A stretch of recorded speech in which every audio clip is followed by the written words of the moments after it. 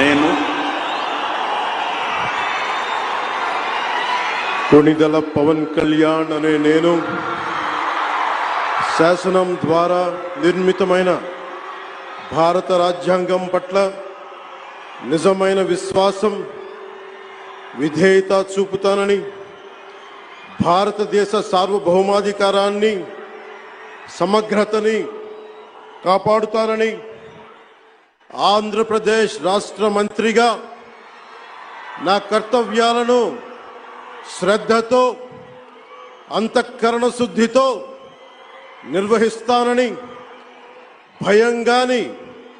పక్షపాతం గాని రాగద్వేషాలు గాని లేకుండా రాజ్యాంగాన్ని శాసనాలని అనుసరించి ప్రజలందరికీ న్యాయం చేకూరుస్తానని దైవ సాక్షిగా